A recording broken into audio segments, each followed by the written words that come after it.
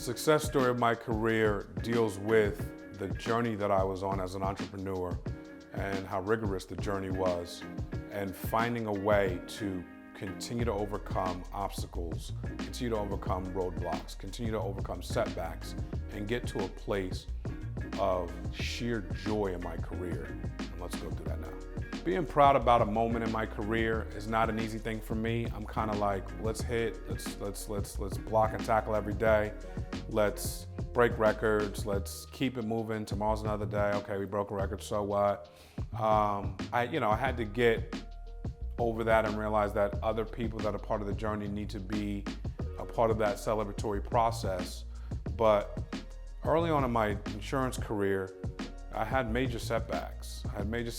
Prior to that, I was in debt, 6 figures in debt, and in your late 20s, early 30s, it's really not a place you want to end up. I thought I'd be in a whole different place in the positive, and so I made some moves that didn't add up, and I had to pay the price for that. I paid that price in years. I paid that price in blood.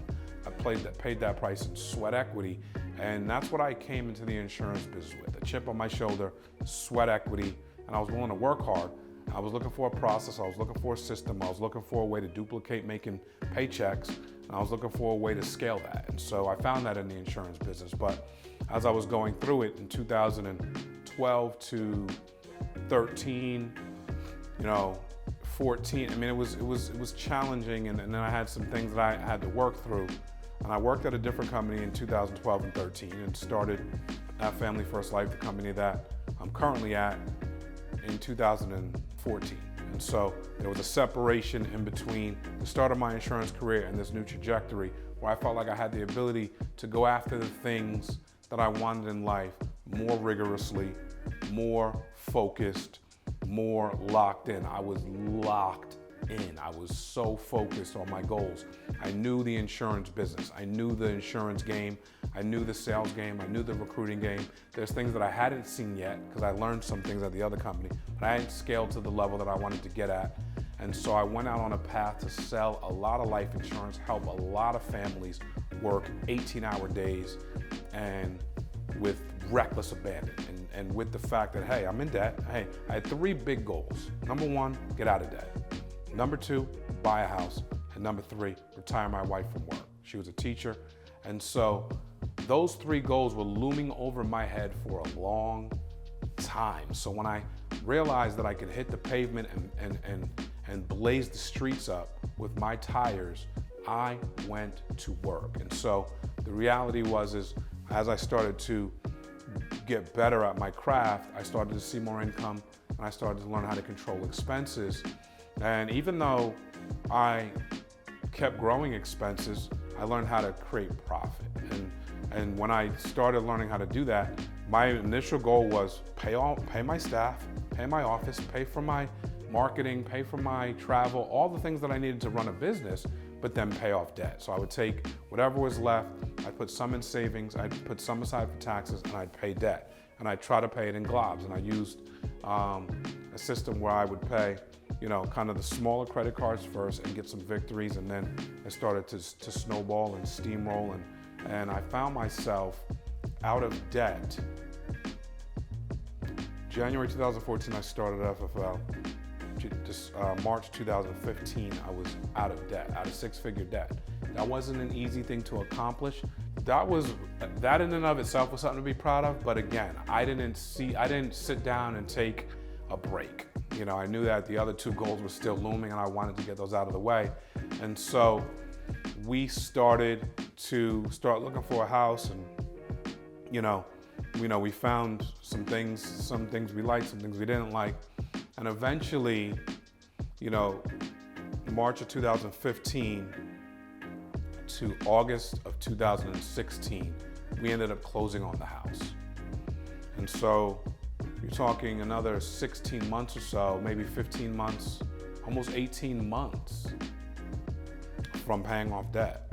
My wife's, in the process with me. She's asking me questions. She's certainly trying to figure out when her next move is. She wasn't applying pressure about retirement or not having to go back to work. But I never forget the feeling of closing on that house. And being at the closing table and signing the documents and having the picture with the keys, holding up the keys with my wife. And I remember, leaving the closing, getting my family, my kids, taking them up to the house and opening the car door. And it's like, they were very young. I mean, my kids were, my son was 3.5. My daughter was 1.5. For some reason, they had the same sense I did, the same sense Robin did, that this was their house. They had no reason to have the joy they had, not knowing that we just bought a new house. We pulled up to the driveway. I opened the door, and they just jumped out the car and started running around on the grass. And that was a very significant moment in my journey. And it's amazing to watch, what hard work can do, and watch what compounding interest on hard work can do. I'll never forget that feeling I remember talking to the real estate agent, and when we were going to look for the house, she's selling, but she said something that I still remember to this day. She said, let's get those kids a yard. And so we were coming from an apartment. Again, we had significant debt. We were living paycheck to paycheck for a long time. And to finally have put in the work in a vehicle that worked. I was working hard the whole time that we had the debt. I needed a vehicle that would actually pay for the dividends of the work. And so finding the insurance business and working hard in 14 and 15 and 16 and seeing that compounding work create money in savings, create money for expenses to pay in business, create money for the things that I needed to do while still creating the money to buy a house was surreal, because in my mind, I should have been more successful earlier. And that wasn't the plan that God had for me. So it didn't matter where my mind was. The fact of the matter is, my wife and I bought our first house together, and I was 35 years of age. And so it was blissful. I mean blissful. And watching the kids run around on that grass brought me to complete tears and just made me realize, like, it's cool to work hard. It's cool, but provide, like, as a man, and I take this how you want to take this, but as a man, providing for my family, that's a big deal to me. And so being able to do that and being able to, see that moment of gratification, that moment of satisfaction, something that'll never leave my mind. So that was a significant moment for me. And so early August, we close on the house. And my wife's due to go back to school in 3 weeks as a teacher. And so we decided she wasn't going to return. She was able to put in her resignation. And so that same month was the exact same month that my wife was able to be a stay-at-home mom. And it's, that kind of impact when you decide you're going to get married as a male. I'm going to talk as a man.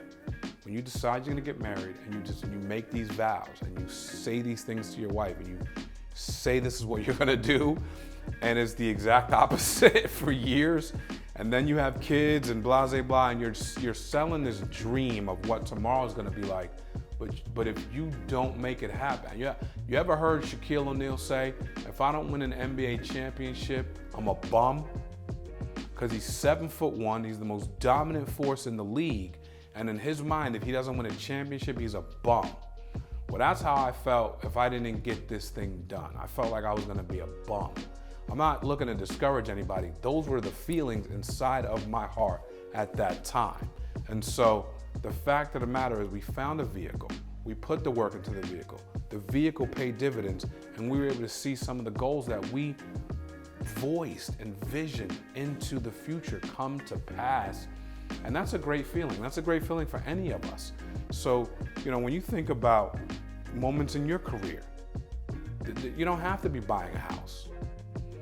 There's a lot of significant rungs on the ladder that were very small, like selling my first life insurance policy. I'll never forget that. like making my first dial, like having my first dial sessions, like selling my first loan in the mortgage business, like having my first 10 deal month, going to different trips that I've won throughout. Like it's things that have different meanings and different moments at different times. And I want to say, if you're out there working hard and you're out there putting it in, you're seeing those moments. You're feeling those moments. That first client that you got, the first time you got paid a check to be in business, and all these significant moments that create your story. And so I'm just trying to share my story to connect with your story. Let's talk about it. Leave some comments in the comment section. Let's talk about some of the things that have made you successful, or some things, little small success rungs along the ladder. They don't have to be significant. They don't have to be you flew a Learjet. No, I'm just talking about little small success rungs that help you believe in yourself more than you did the day before that happened. They could be something big like you're in a Learjet. I'm not opposed to that. But let's talk about it. Let's create a conversation around this. Like, subscribe, share this content. We're trying to inspire people. We're trying to create impact. We love the business community. Please help us create impact.